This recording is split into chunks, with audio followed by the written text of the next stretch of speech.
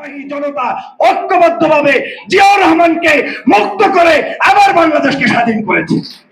সেজন্য 1975-এর ক্রাইসিসেও জিয়া পরিবার। এখন আসেন আরাম আয়েশের জীবন তো অনেকেই অনেক জায়গায় গেলেন। 1991 সাল বাংলাদেশের প্রথম মহিলা প্রধানমন্ত্রী। এই দেশে আওয়ামী লীগ একেবারে বাকবাকুম অবস্থা, চেহারা ছুড়াতে মেকআপ করে বসে আছে, যে কোনো মুহূর্তে তারা ক্ষমতায় চলে আসবে। বাংলার জনগণ 91-তেও ভুল করে নাই। তারা তখন সিদ্ধান্ত নিয়ে দেশ নেত্রী বেগম খালেদা জিয়াকে বাংলাদেশের প্রথম মহিলা প্রধানমন্ত্রী গণতান্ত্রিক ভোটের মাধ্যমে নির্বাচিত করে আবারও ক্রাইসিস থেকে জাতিকে মুক্ত করে। এবং সেই নেত্রী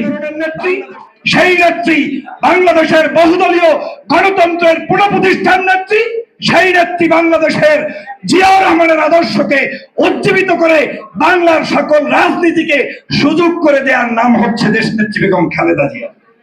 এখন সর্বশেষ আবার 2024, ওই যে বললাম জিয়া পরিবার ছাড়া কোনো মুক্তি বাংলাদেশে নাই।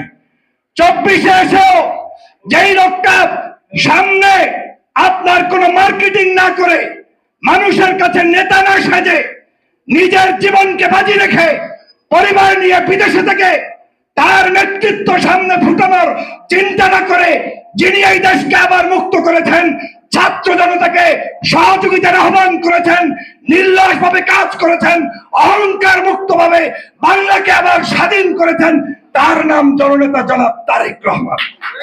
আজ সেই 24-এ এসেও তারেক রহমানকে প্রয়োজন হয়েছে। অতএব বুঝতে পেরেছেন বাংলাদেশের দুঃখী মানুষের সংগঠনের নাম কি? বিএনপি। বাংলাদেশের দুর্দিনে নেতা এবং নেতৃত্ব দেয় কোন পরিবার? জিয়া পরিবার।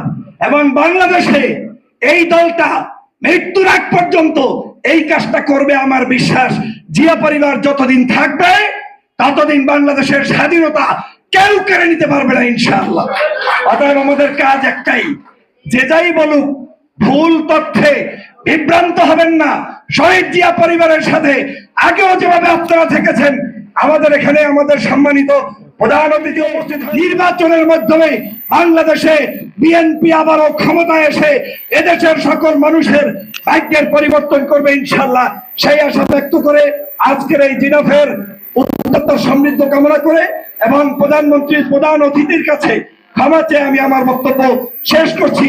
সবাইকে ধন্যবাদ। আল্লাহ হাফেজ। আসসালামু আলাইকুম ওয়া রাহমাতুল্লাহ।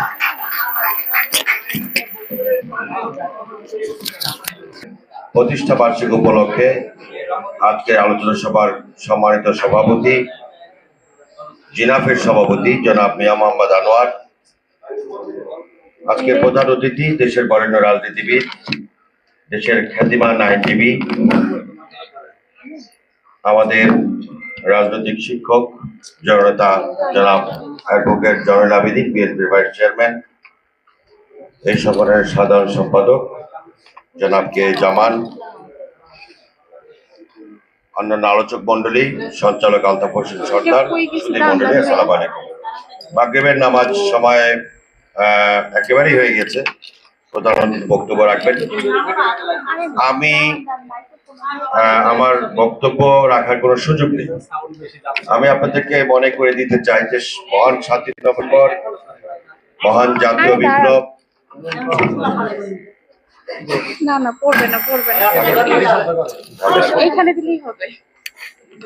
জাতীয় বিপ্লব এবং সংহতি দিবস আমাদের জাতীয় জীবনের সবচেয়ে গুরুত্বপূর্ণ দিবস। 7 নভেম্বর 1975 সালের আগে বাংলাদেশের মানুষের মৌলিক অধিকার ছিল না, বাংলাদেশের মানুষের রাজনৈতিক অধিকার ছিল না, গণমাধ্যমের স্বাধীনতা ছিল না।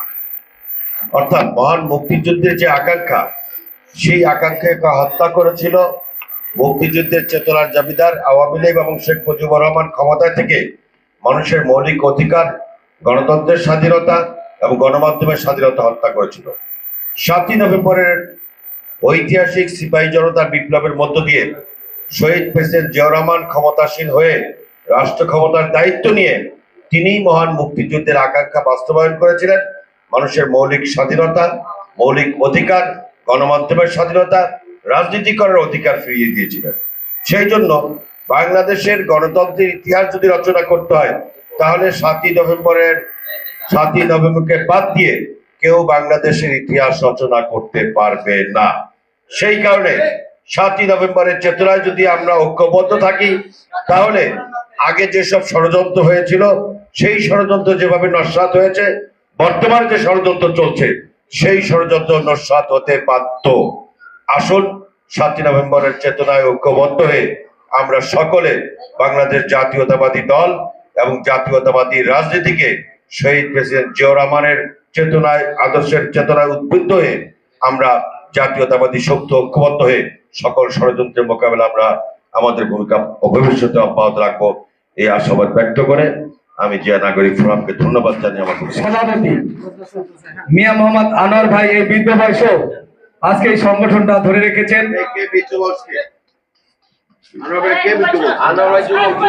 যুবক যুবক আমাদের যুবক মিয়া মোহাম্মদ আনোয়ার ভাই, আনোয়ার ভাইকে তার আনোয়ার ভাইয়ের জন্য শুভেচ্ছা। এখন সভাপতির অনুমতি পেয়ে বক্তব্য আমার অত্যন্ত প্রিয় জনাব মিয়া আনোয়ার হোসেন এখানে উপস্থিত আছেন। আমার বাম পাশে বাংলাদেশ জাতীয়তাবাদী দলের কেন্দ্রীয় কমিটির সম্মানিত সদস্য জনাব রহমাতুল্লাহ, আমার ভাই মুজিবুর রহমান সাহেব, তিনি আবার আমার পেশার লোক, অ্যাডভোকেট।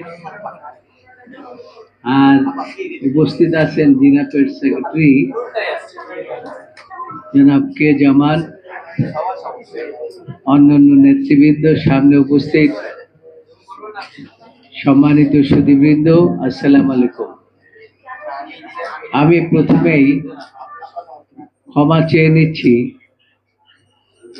যে আজকে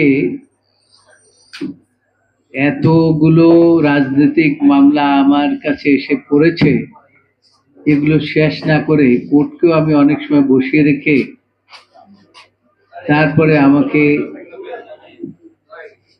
কিছু রাজনৈতিক এবং জুডিশিয়াল দায়িত্ব পালন করে আপনাদের এখানে আসতে হয়েছে এবং সেই জন্য আমার বেশ কিছু বিলম্ব হয়েছে। এই জন্য আপনারা আমাকে ক্ষমা করে দেবেন। আমি আসলে কোনো ভালো বক্তা না, আমি এই জন্য সাধারণত কোনো সবাই খুব বক্তৃতাও করি না। তো একটা জিনিস আমি ভালো বলতে পারি, মাই লর্ড। এই মাই লর্ড বলে বলে কত 17 বছর সারা বাংলাদেশে যে হাজার হাজার লক্ষ লক্ষ ভৌতিক মামলা হয়েছে সে থেকে মানুষকে মুক্ত করার চেষ্টা আমি করেছি। আজকে আমার বক্তব্য শুরুতেই আমি শ্রদ্ধা জ্ঞাপন করছি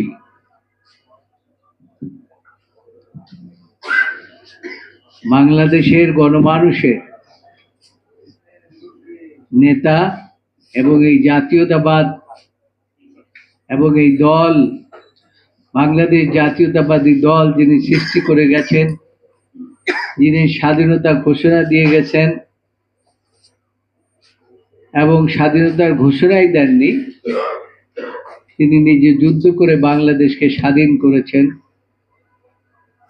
আমাদের সেই প্রয়াত নেতা শহীদ রাষ্ট্রপতি জিয়াউর রহমানের প্রতি আমি শ্রদ্ধা জ্ঞাপন করে আমি দু একটি কথা আপনাদের সামনে বলতে চাই। আমি এটা এই জন্য বললাম, এই ফ্যাসিস্ট সরকারের পূর্ব মুহূর্তে আপনারা শুনে থাকবেন, এমনকি আমাদের প্রধান বিচারপতি তিনিও বক্তৃতার শুরুতে বলতেন, হাজার বছরের শ্রেষ্ঠ বাঙালি জাতির পিতা শেখ মুজিবুর রহমান। কিন্তু আমরা, আমাদের দলের একটা দুর্ভাগ্য, আমাদের নেতৃবৃন্দেরও একটা দুর্ভাগ্য, যে বক্তৃতার পূর্বে শহীদ রাষ্ট্রপতি জিয়াউর রহমানের নামটি তারা কেউ উচ্চারণ করতে চায় না। সেজন্য আমি আমার খুব ব্যথা বেদনা, এই জন্য আমি আজকে যেহেতু এই 7ই নভেম্বরের পালন উপলক্ষে আপনারা এই সভাটি আহ্বান করেছেন, এবং এই 7ই নভেম্বর মানে শহীদ রাষ্ট্রপতি জিয়াউর রহমান, স্বাধীনতা মানে শহীদ রাষ্ট্রপতি জিয়াউর রহমান, বাংলাদেশ জাতীয়তাবাদী দল মানেই হচ্ছে শহীদ রাষ্ট্রপতি জিয়াউর রহমান। কাজেই এই সুযোগটি আমি গ্রহণ করলাম এবং তার আত্মার প্রতি শ্রদ্ধা জ্ঞাপন করে আমি আপনাদের সামনে দুই একটি কথা বলবো। এরপর শ্রদ্ধা জ্ঞাপন করতে হয় তরুণ সমাজ, যারা তাদের বুকের তাজা রক্ত দিয়ে আমাদের দীর্ঘ 17 বছরে ফসল তারা ঘরে এনেছেন। তরুণ সমাজ বুকের তাজা রক্ত দিয়ে সে সমস্ত বাংলাদেশের সে সমস্ত তরুণ প্রজন্ম, তাদের প্রতি, তাদের আত্মার প্রতি সম্মান প্রদর্শন করতে হয় আজকের দিনে। এখানে যারা বক্তব্য রেখেছেন তারা সবাই অনেক কথা বলেছেন, অনেক ভালো বক্তব্য রেখেছেন। আমি একটি কথা বলতে চাই। অনেকেই বলে থাকেন যে এই যে 5ই আগস্ট যে বিপ্লব হয়েছে তাতে করেই এই ফ্যাসিস্ট সরকারের পতন হয়েছে। আমি নিজে যেমন বিশ্বাস করি না, আপনাদেরকেও বলবো যে দীর্ঘ 17টি বছর বাংলাদেশ জাতীয়তাবাদী দলের প্রতিটি নেতা কর্মী সারা বাংলাদেশে মামলা মকদ্দমা যত প্রকার অন্যায় অত্যাচার আছে ফ্যাসিস্ট সরকারের, সব কিছু উপেক্ষা করে রিক্সা চালিয়েও তারা জীবিকা নির্বাহ করে তারা গণতন্ত্রের জন্য সংগ্রাম করেছে। সেই 17 বছর গণতান্ত্রিক সংগ্রাম করার ফলেই শেষ পর্যন্ত তরুণ সমাজ সামনে এগিয়ে এসেছে এবং এই যে দ্বিতীয় স্বাধীনতা বলেন, ফ্যাসিস্ট সরকারের পতন বলেন, সেটা হয়েছে। আমি খুব সংক্ষেপ করে দিচ্ছি। ফ্যাসিস্ট সরকার প্রধান এইভাবে করে বিদায় নেবে, এইটা অনেকেই চিন্তা করেন নাই, অনেকেই ভাবেন নাই।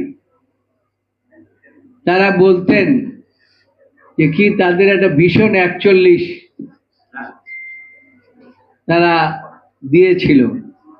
আমি একজন মন্ত্রী সাহেবকে জিজ্ঞাসা করেছিলাম যে মন্ত্রী সাহেব, আল্লাহর কাছ থেকে কোনো সার্টিফিকেট পেয়েছে নাকি আপনাদের শেখ হাসিনা, যে তিনি মারা যাবেন না, তিনি 41 সাল পর্যন্ত একটা প্রোগ্রাম দিয়ে রেখেছেন, তিনি 41 পর্যন্ত বেঁচে থাকবেন।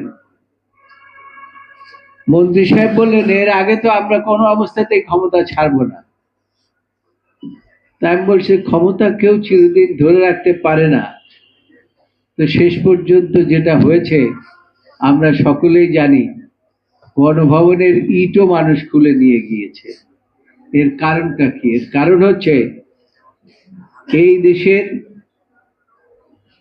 গণতন্ত্র বলতে যা ছিল, মানুষের অধিকার, ভোটের অধিকার, ভাতের অধিকার, সমস্ত অধিকার এই ফ্যাসিস্ট সরকার হরণ করেছে। আমি যদি সংক্ষেপে বলি তাহলে বলবো যে পুরো বাংলাদেশটাকে খেয়ে ফেলেছে। এই বাংলাদেশ এই অবস্থায় কারা নিয়ে এসেছে? এই ফ্যাসিস্ট সরকার। গণতান্ত্রিক দেশে মানুষ ভোট দিয়ে সরকার পরিবর্তন করে, আর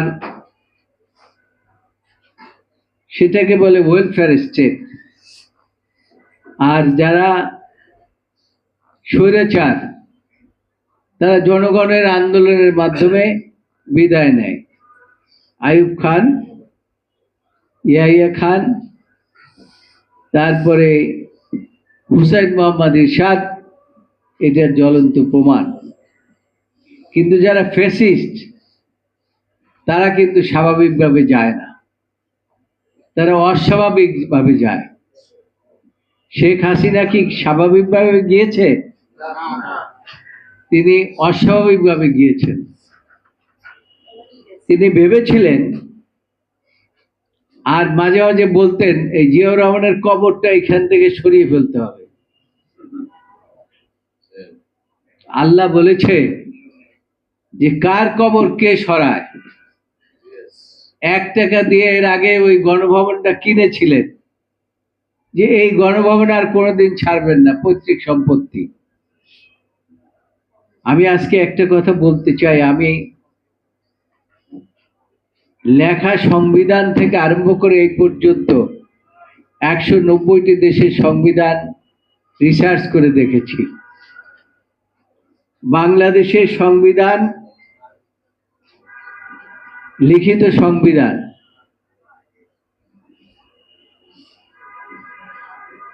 এখানে এই সংবিধানের কোথাও আমি লেখা পাই নাই যে শেখ মুজিব জাতির পিতা। জাতির পিতা বলতে আমাদের কেউ ছিল না বা এখনো নাই। কিন্তু ফ্যাসিস্ট সরকার প্রধান সবসময় বলতেন যে শেখ মুজিব হচ্ছে জাতির পিতা। এই দেশের ধ্বংস যেটা আমি বলছি, 72 সনে 71 সনে স্বাধীন হয়েছে, 72 সনে লিখিত সংবিধান রচনা হয়েছে, 73 সনে সংবিধান পরিবর্তন একবার করেছেন, 75 সনে সংবিধান পরিবর্তন করে তিনি নিজে রাষ্ট্রপ্রধান ঘোষণা করেছেন এবং বাকশাল কায়েম করেছেন, এবং তিনি আজীবন রাষ্ট্রপতি থাকবেন, এটা তিনি ওখানে লিপিবদ্ধ করেছেন। মৃত্যু তো এমনিতে হয় না মানুষের, মৃত্যুটা আল্লাহর থেকেই আসে। আল্লাহ বলেছে সমস্ত ক্ষমতার মালিক হলাম আমি, আর তুমি মৃত্যুর আগ পর্যন্ত ক্ষমতায় থাকো।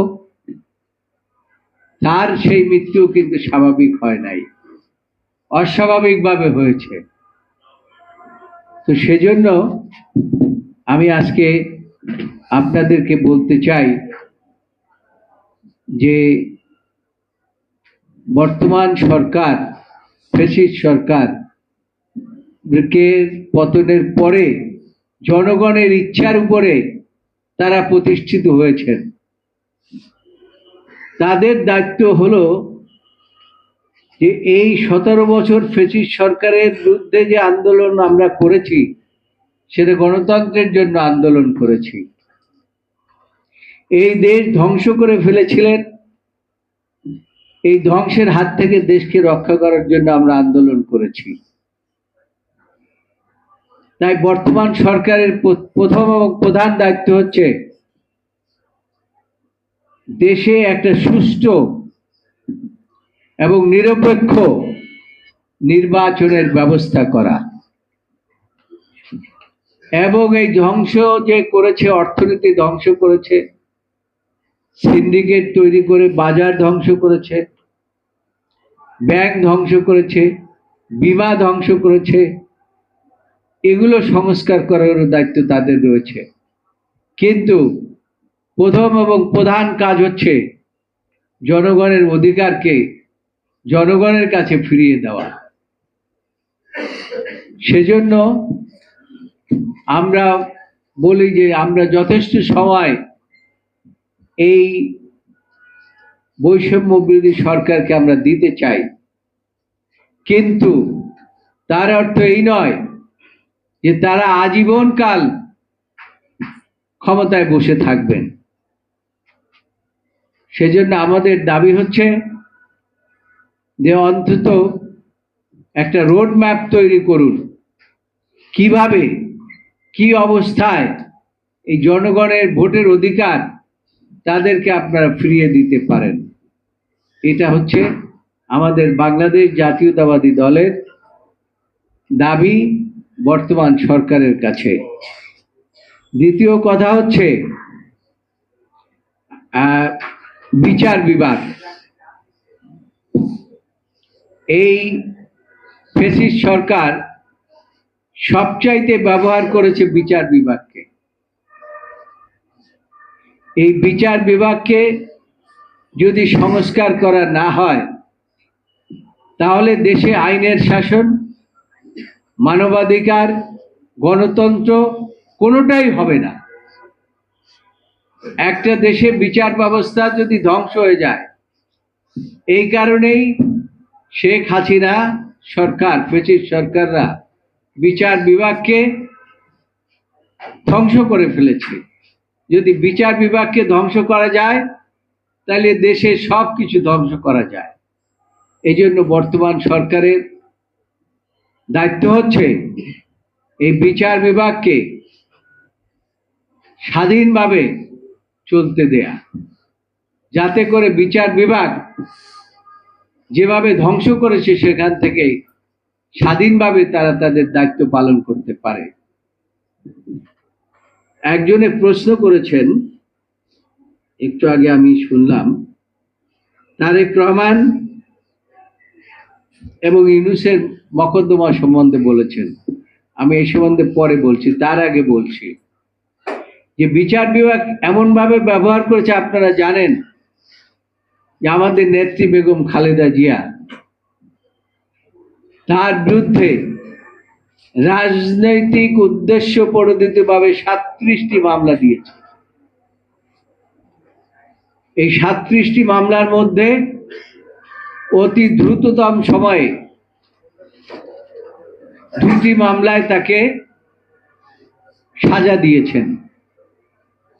যে মামলায় তার কোনো সম্পৃক্ততা নাই, যে মামলা সম্বন্ধে তার কোনো অভিজ্ঞতাও ছিল না যে এরকম একটা মামলা হতে পারে, রাজনৈতিকভাবে তাকে আটকে রাখার জন্য সেই মামলায় বিচার বিভাগকে ব্যবহার করে বেগম খালেদা জিয়াকে কারাগারে পুরেছেন। আমরা এমন কোনো বিচারপতি নাই যাদের দ্বারে দ্বারে কান্নাকাটি না করেছি। যে মার্ডার কেসে বেল হয়ে যায়, কিন্তু বেগম খালেদা জিয়ার মামলায় বেল হয় না। তারপরে যখন তিনি অসুস্থ হলেন তখন আমরা আইনমন্ত্রীকে বললাম যে এই সরকার 401 ধারায় তাকে মুক্তি দিতে পারেন। তিনি চ্যালেঞ্জ করেছিলেন যে 401 ধারায় কোনো ক্ষমতা তাদের নাই। আমি বলেছিলাম যে আমি চ্যালেঞ্জ করছি আপনার সাথে, এই 401 ধারাই আপনাদের জন্য, এবং সেই মোতাবেকে আপনারা ক্ষমতা রয়েছে, আপনারা তাকে মুক্ত করতে পারেন। যদি এই আইন যদি ঠিক না থাকে তাহলে আমি জীবনে আর প্র্যাকটিস করব না। শেষ পর্যন্ত 401 ধারা ব্যবহার করেই বেগম খালেদা জিয়াকে শর্তযুক্তভাবে মুক্ত করেছেন। কিন্তু যখন বেগম খালেদা জিয়া প্রায় মৃত্যু অবস্থার মধ্যে চলে যাচ্ছেন, অসুস্থ হয়ে গেছেন, কারাগারে কি করেছেন আল্লাহ তাআলাই জানে। তাকে মেরে ফেলার জন্য আমার মনে হয়, এটা সবাই আপনারাও জানেন, বোঝেন যে কারাগারে থাকলে কি হয়, তার স্লো পয়জনিং করে এক পর্যায়ে তাকে প্রায় মেরেই ফেলেছিলেন। আল্লাহ তাআলা রহমত করেছেন। শেষ পর্যন্ত আমরা বললাম যে তাকে অন্তত চিকিৎসার ব্যবস্থাটা করেন। এত অমানুষ, এত ফ্যাসিস্ট পৃথিবীর কোথাও নাই, যে তিনবারের প্রধানমন্ত্রী এবং শহীদ রাষ্ট্রপতি জিয়াউর রহমান, যিনি এই দেশকে স্বাধীন করেছেন, তার স্ত্রী ধুকে ধুকে মরে যাবেন, আর ফ্যাসিস্ট সরকার তাকিয়ে তাকিয়ে হাসবেন, আর প্রতিটি কথায় কথায় তাকে অপমান করবেন। আল্লাহ বলে যে বেগম খালেদা জিয়াকে তুমি মারতে চাও, তিনি তোমার পতন না দেখে এই দুনিয়া থেকে বিদায় নেবেন। এবং আল্লাহর রহমতে সেটাই হয়েছে। এখন আমি বাকি কথাটা বলতে চাই, সেটা হচ্ছে আমার বিশ্বাস আছে, আমি মনে প্রাণে বিশ্বাস করি যে আল্লাহর রহমতে বাংলাদেশ জাতীয়তাবাদী দলকে ক্ষমতায় না দেখে তিনি আল্লাহ এই পৃথিবীর থেকে যেন আল্লাহ তাআলা তাকে বিদায় না করেন। এটাও আজকে এই 7ই নভেম্বরে আমাদের এই দোয়া আল্লাহর কাছে আমাদের করা উচিত। আমি করি, আপনাদেরকেও করতে আমি অনুরোধ করব। অনেক কথা বলে ফেলেছি, আর খুব বলতে চাই না। শেষ কথাটা বলতে চাই, সেটা হচ্ছে যে কথায় কথায় বলতেন যে তারেক জিয়া দেশে আসুক না, সাহস থাকলে। শেখ হাসিনা, আপনাকে বলি, তারেক রহমান তো আসবে। অনেকে বলেন যে তিনি আসবেন বীরের বেশে, আমি বলি তারেক রহমান আসবেন, তিনি আসবেন রাজার বেশে। বাংলাদেশ জাতীয়তাবাদী দল ক্ষমতায় আসবে আল্লাহর রহমতে, সুষ্ঠু নির্বাচনও হবে ইনশাআল্লাহ, এবং সেই নির্বাচনে বাংলাদেশ জাতীয়তাবাদী দল বিজয় লাভ করবে এবং তারেক রহমান বিজয় বেশে আসবেন ইনশাআল্লাহ। আর আপনি তো আপনার ওই যে প্রভু, আর কি মানে খারাপ কথা বলা তো যাবে না, আপনার প্রভু বা শ্বশুর বাড়ি যেটাই বলেন না কেন, সেখানে আছেন। আমরা আপনাকে সেই সরকার